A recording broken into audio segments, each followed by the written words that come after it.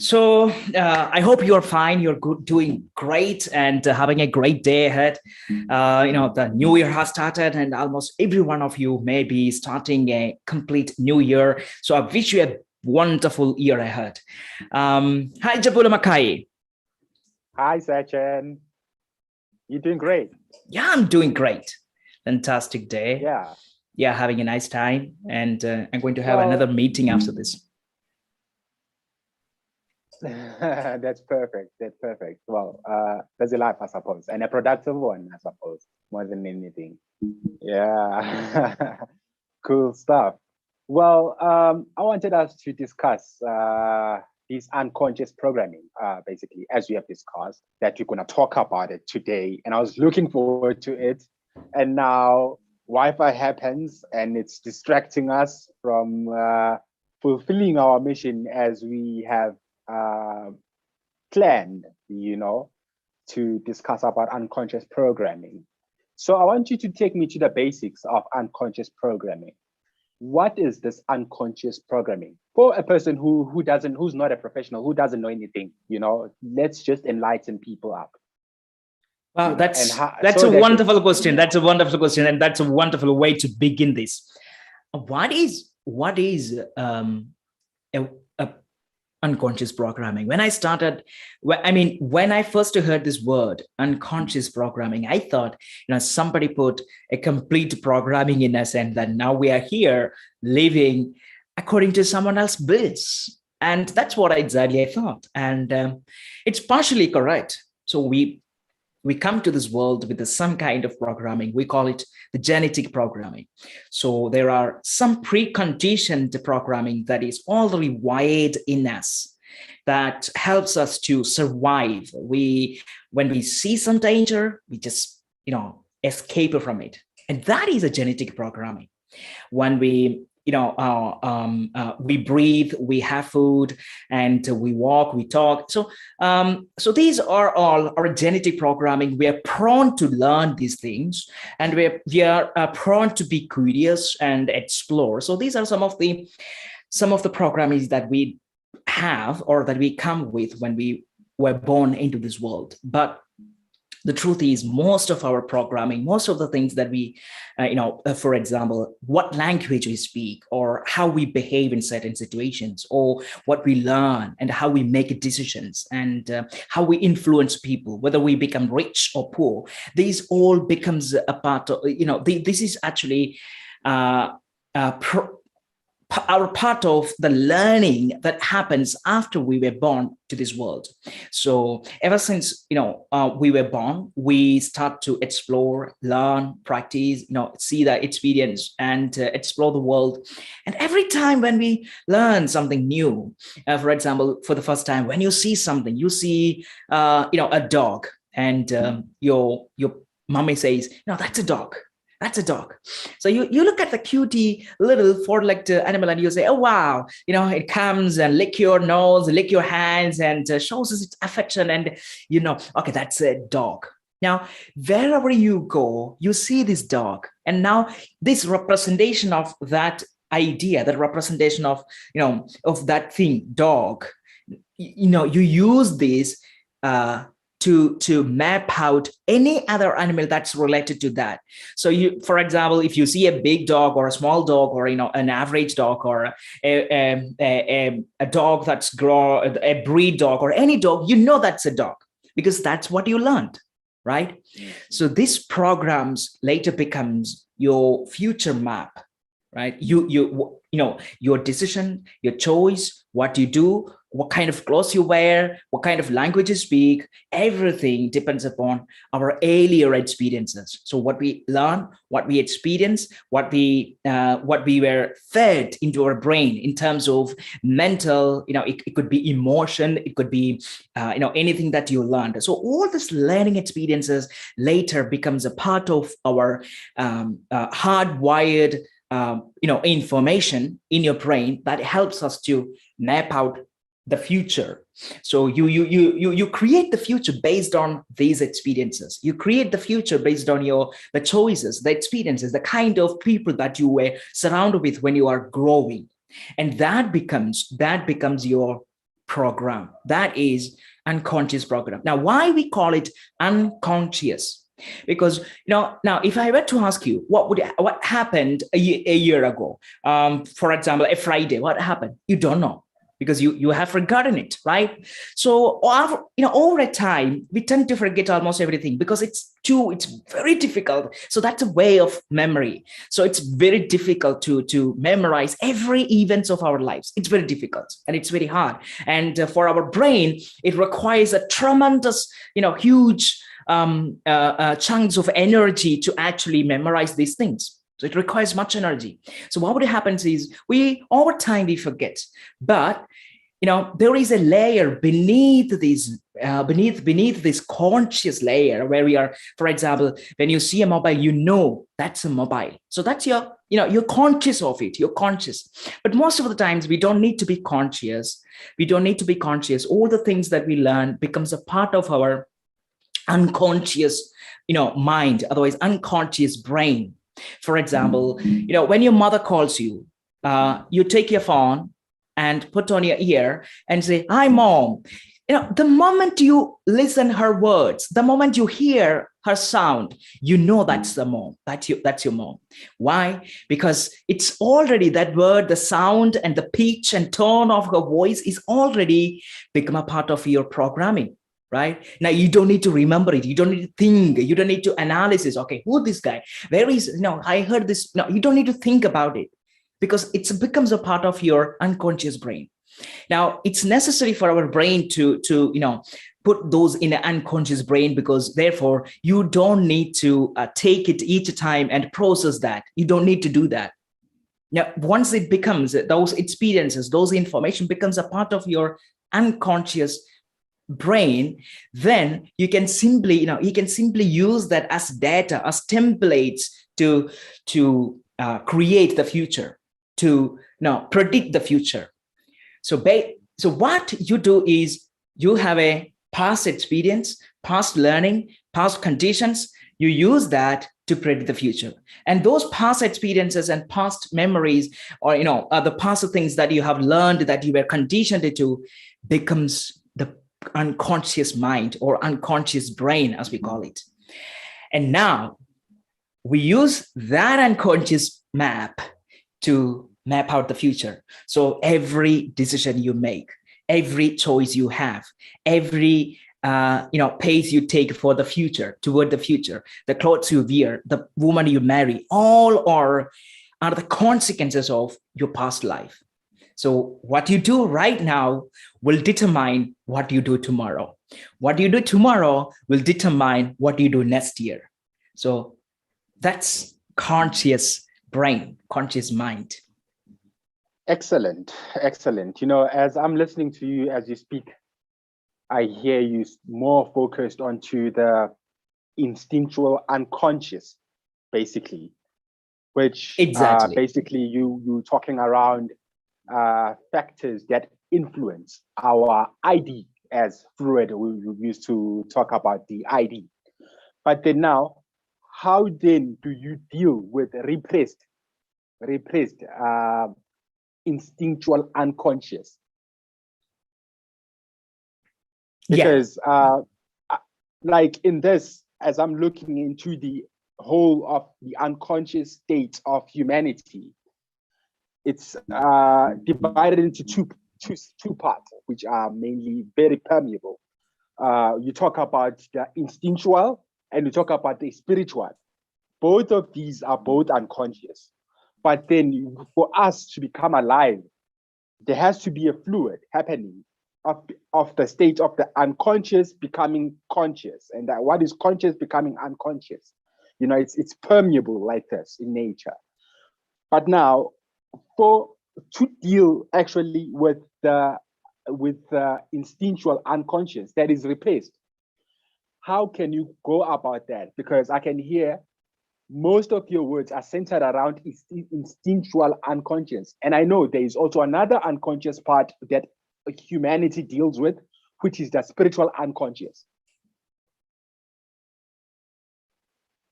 Yeah, I wanted to know that. So Yes, indeed. Actually, a few years ago, I happened to hear a story of a woman. So she came to see uh, a counselor because one day she happened to see her son, who is not more than 6 years old, is going to kill his father with a knife while he was sleeping. Okay. And so she saw this incident, and she was really shocked to see, 6-year-old son, her 6-year-old son. What could he know? Probably. So he was going to kill his father while his father was sleeping on the bed with a knife in his hand. And she was really frightened. She took her son to a counselor, and she said, she told her all about these problems, what happened, and and she just narrated the story. So then our counselor wanted to know further details, what exactly happened in his early ages of growing up. And so there was nothing much, and they were both, they both loved their son, and they were both really awesome couples. But she said something that happened years ago, while her son was in the wombs of his mother. So this is what happened. While she was pregnant, her husband, he didn't like to have a baby at that moment, because he was going through a very financial problem. And he said that he didn't want this son, he didn't want this child, and he insisted her to abort the child. And he pursued her, and asked her continuously, and because he didn't like the idea of becoming a father. But somehow she resisted that idea, and she gave birth to his child. And this is the story that she said. And so later, what happened was, he brought the child in, and asked about the details, why he wanted to kill his father. So the counsel asked this 6-year-old boy, but he had no idea of doing such things. He had no idea of doing. He had no particular intention. He had no particular hatred toward his father. No, he was not angry. But he actually he said that he did that, but he didn't know why he did it. He didn't have any idea. He didn't even have any particular kind of bad emotion toward his father. But and then what he did, what the counselor did was, counselor actually asked his father to come in, and he invited them, and both of them talked to each other. And actually father actually he said that in front of his child, that what happened 6 years ago, while her mother wasn't pregnant. And he said, and he promised him that he would be a great father. And he showed him how much, he told him how much he loved him, and all about that. And so they had a very nice time after that thing. I mean, that kind of behavior never happened to that child. So I was just narrating this story because, what we go, especially the things that happen to us, the things, especially when we were kids, small kids, it becomes a part of our identity. It becomes a part of our unconscious mind. And sometimes, or most of the times, it drives us to behave in certain ways. For example, I did have such ways of behaving things. I grew up in a very rural area, and I had lots of problems, especially with the emotions, and I didn't get enough love when I was growing up. So all those sorts of things. And so what happened was, later when I grew up, I began to withdraw from people. I began to show some, I didn't like to be with people. I didn't like to socialize with them. So the reason is because I was always afraid. So that fear and those, the discomfort became a part of me once I went through those experiences. And once I knew that, my earlier childhood experiences were actually controlling me, what I did was I started to write down everything that I wanted to change from my life. And every time I felt different, I felt fearful, I felt, that I wasn't worthy. What I did was I started to, read a small, description that I wrote about myself, some positive affirmations. So every time I felt unworthy, I would repeat myself, I am good enough. I'm good enough. I'm proud of myself. And I would also remind myself the things that I did in my past life, the things that I'm really proud of. The time when I helped my neighbor, the time when I was kind to people, the time when I taught my kids. So all the things, when I reminded myself, I was repeatedly reminding myself, I was repeatedly telling myself that it's okay, that whatever that happened in your life, it's okay, but you are whole again, that you are complete again, that you are being worthy of noticed, being worthy of loved. So I was repeatedly telling myself. And later what happened was, after quite years, around 4 years after, I became, I became the part of being that which I actually wrote in my book, in my in my diaries. So as I kept repeating those self-affirmations, those became a part of my identity. So of course, the things that happen to us, the kind of experience that we go through becomes or define our future. But the thing is, we are the persons, we are the people, we are the person who is completely who have this complete authority over our future. We have that complete authority over our future. We decide how you respond. So when I realized this, realization was really necessary. Realization is necessary. So when I realized that I was going the wrong way, what I did was I sought for some answers. I sought for some remedies, and that's the beginning. So when if your behavior is different, if your the way you make choices is different, or if your decision is actually influenced by how you grow up, what you can do is you cannot change the past, you cannot erase it from there.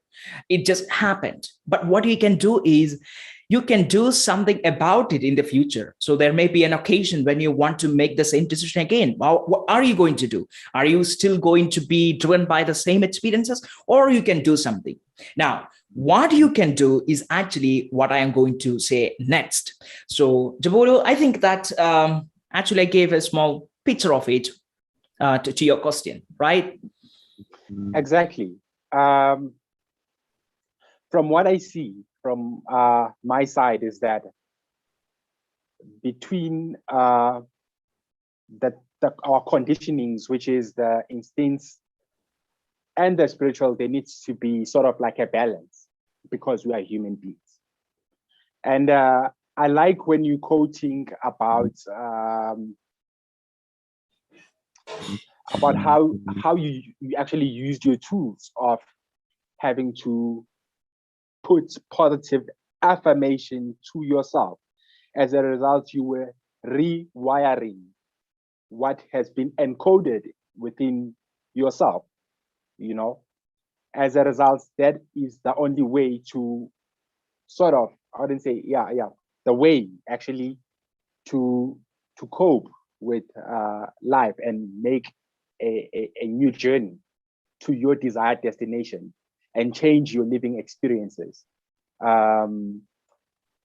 You do answer my question in a sense that I think to myself that in as much as we can focus on the physical, you know, the instinctuals, because we are not different to what can I say? I don't want to say it this way, but we are like more or less like animals. What animals have, we also have, you know.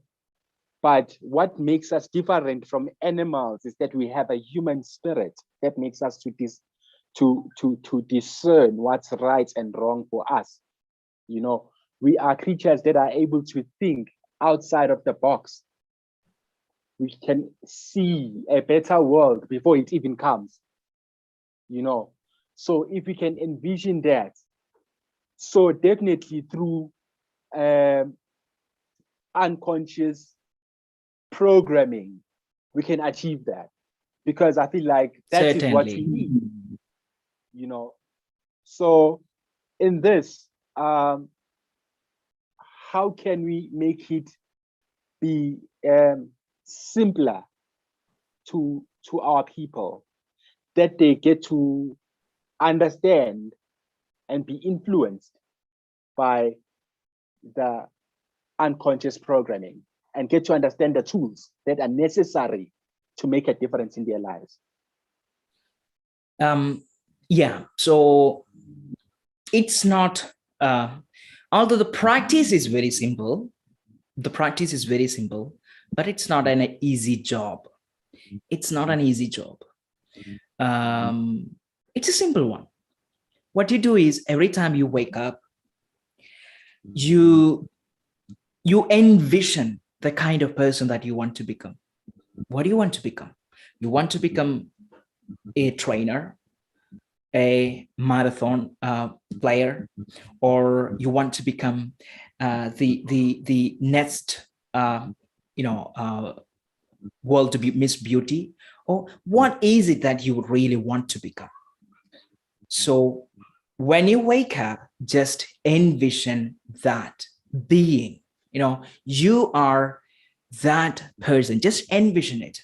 You can close your eyes and then imagine for a moment being that very person that you want to become.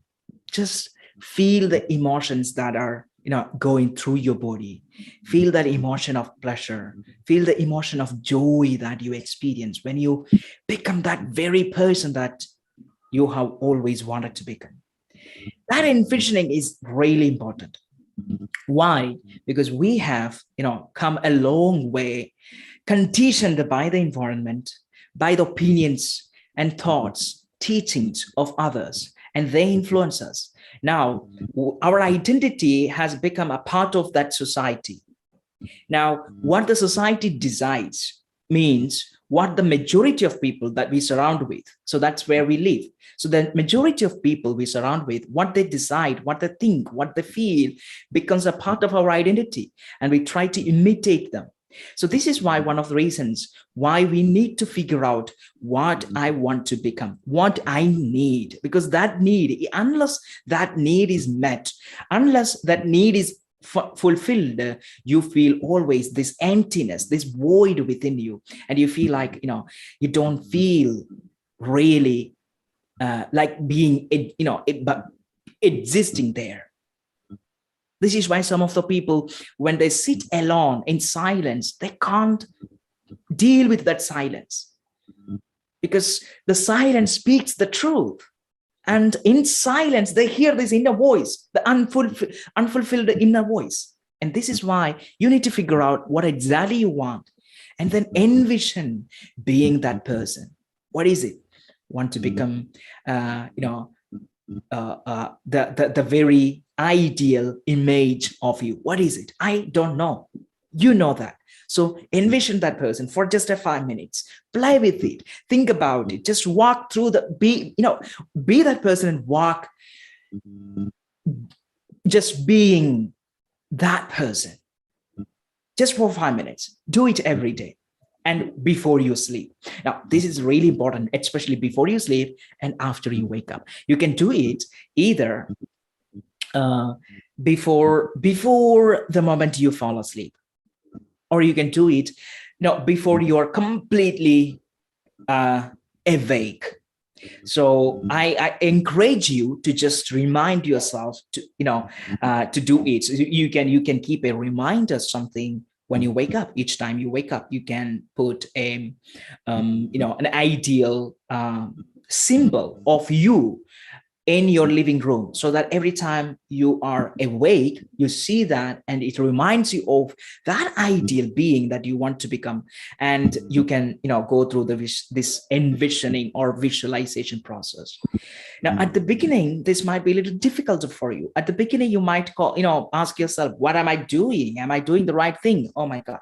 But I tell you this, if you do it continuously over a period of time, you will begin to notice changes happening around you, changes happening through your, the way you talk to yourself. Now, so do it in the evening before you sleep and in the morning. Now, the next one thing I want you to do is just be aware of your environment. Maybe there are maybe lots of cues or triggers that actually puts you in a very uncomfortable position. Now, having said that, it doesn't mean being in an uncomfortable situation is wrong. I don't mean that, because some of the uncomfortable situations are really helpful for us, because they help us to be to become more creative. They help us to go beyond the borders or the barriers. So being uncomfortable is absolutely good.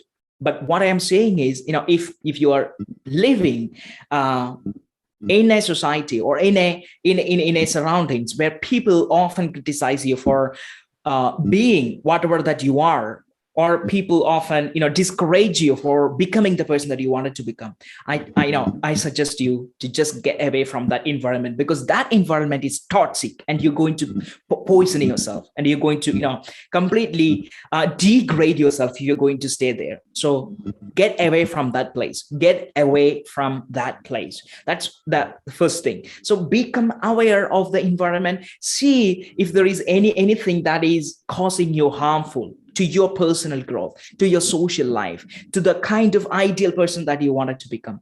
So one thing, once you find out if it is the ideal environment that you want to live in, next thing is or if next thing is you want to grow, you want to develop, and what are the things out there to develop? You can read, you can watch lots of videos in YouTube, you can find mentors, you can join a community. So there are many possibilities. Go out there, explore, see all these possibilities, and live your dream. Live your fullest. Be there. Live in the moment. Yeah, it's very difficult for many of us to live in the moment. It's very challenging, but it's something that demands. But I suggest this. It's not very difficult to live in the moment, but rather it's very difficult not to live in the moment. It's difficult to think about the past. It's difficult to worry about the future. It's difficult to worry about the financial situation, but it's not difficult to think about now. Just be here, see this. Okay, I have this situation right now. I'm talking to you. It's not difficult to see you, to see your eyebrows and to see your smile. It's not difficult. So I suggest that the problem is now, in a way, this is right. It's difficult means it's not practiced. When you say it's not difficult, it's not practiced, it's not disciplined. So that is a little difficult for people who have not practiced it.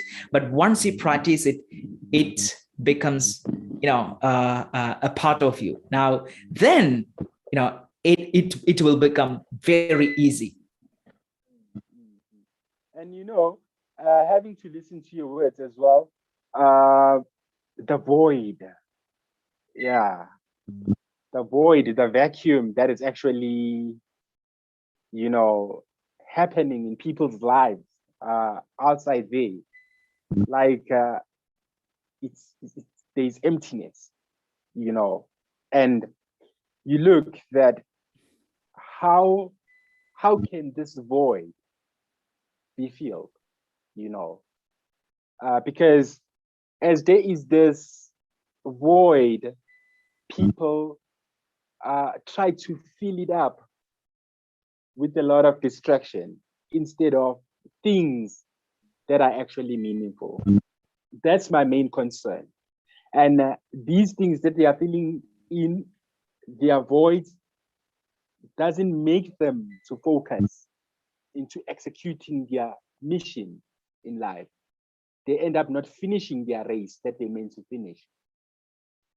You know, how can we really tackle those issues as maybe leaders, to put it, to solve? Yes, yes, of course. So that's a very important question, because most of us live in this modern world, feel this emptiness within us, this void, and it's very difficult to live in the moment if we have that void, if we have that emptiness.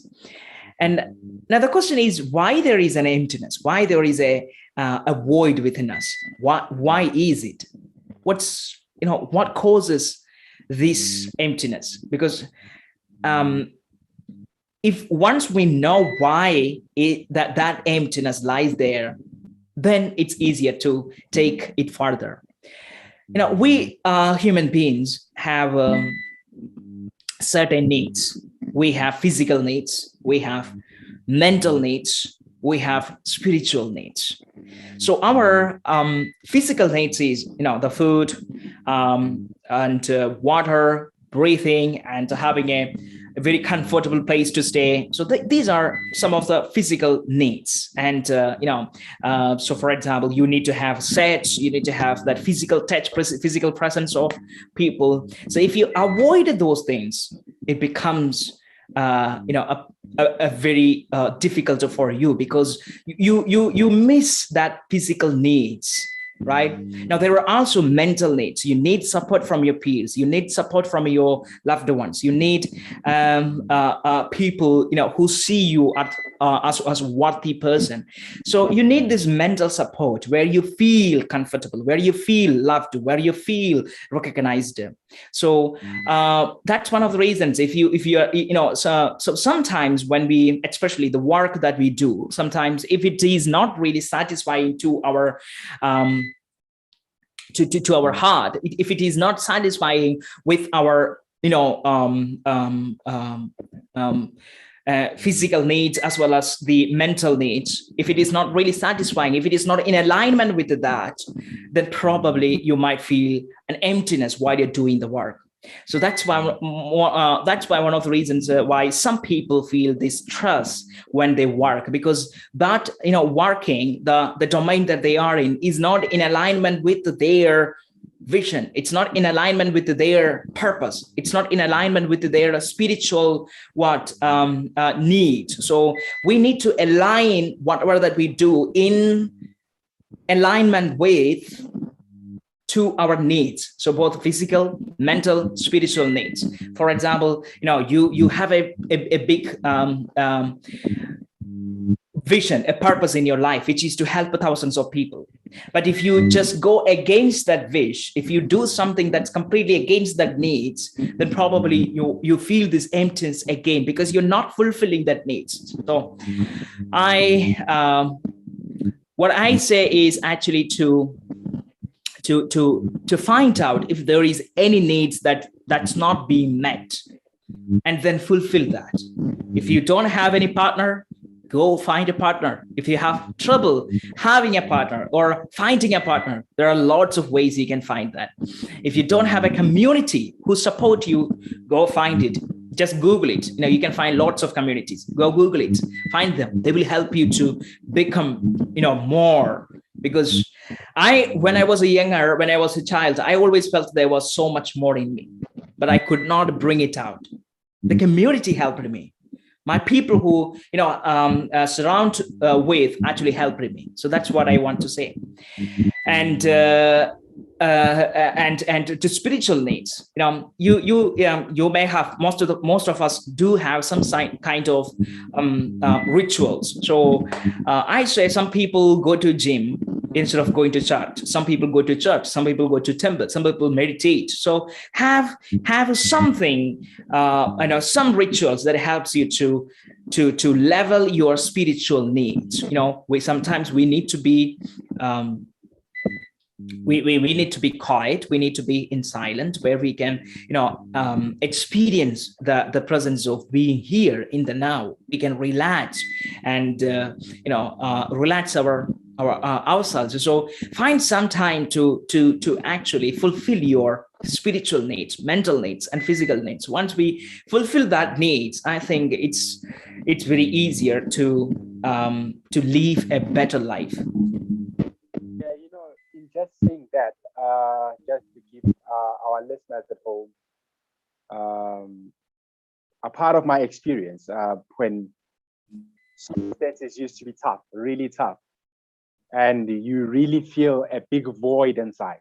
Okay, not all of us have the same interest in things, but I advise people, I would say advise people to find what works better for them. But what used to work better for myself was to, whenever I go to the mall, let's say I have money, a little bit of money, one thing I would do, I'd just buy one self-improvement type of book or a spiritual type of book. That's what, when I go home, I can recharge myself with. Because I feel like sometimes words does make an impact in such a way that they change your emotional state. Words can make you become a resilient person in spirit, and as you become resilient, you are able to cope with even the worst of the worst situation in life. So one of my tricks was that whenever I can't buy clothes one way and not even buy a book to read for my soul to survive, that's, I feel like, is very important, because not every time whereby I'm going to be with Sachin, speaking with Sachin, and Sachin is going to be sharing me words full of life. Sometimes I need to generate life myself. So that's how I find sometimes it's easier to bridge the gap. And yes, when we are in a state of a void inside, we want a lot of distraction. It's human nature. We are on autopilot because we want to be distracted anyway. We want friends, we want to laugh, we want to do everything, but deep inside, we know we are hurting, And in that presence, it's imperative that we find a way to be by ourselves. Being connected is good, but also to self-distance away ourselves from the crowd is also a good thing.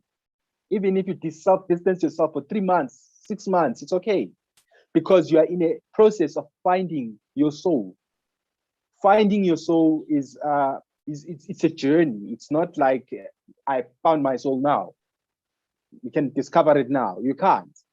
So you have to make decisions and choices whereby you will make mistakes and you will learn from those mistakes and be willing to move forward after those knockdowns. Because to be honest, we will make choices, brilliant choices, but life will knock us down every now and then.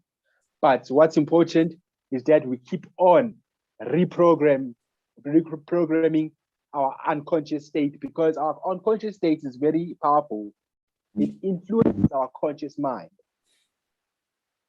It's a projector to the conscious mind. And as a result, we make decisions out of that, whether be it's good or bad.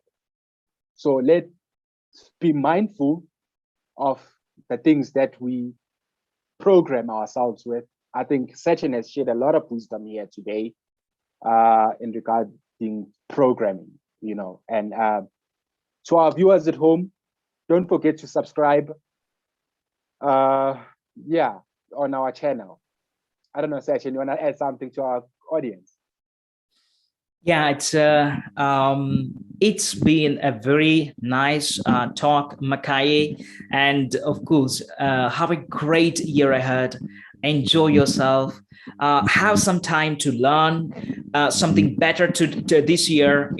There are many books that are available out there. That will actually help you to truly use your potential really well. So go out there, explore, find new friends, find some new communities, and use your potential. Do not keep it, because who knows what would happen next year or another year? They wouldn't be here, right? So this is the only one journey that we take. And while we are taking this journey, let's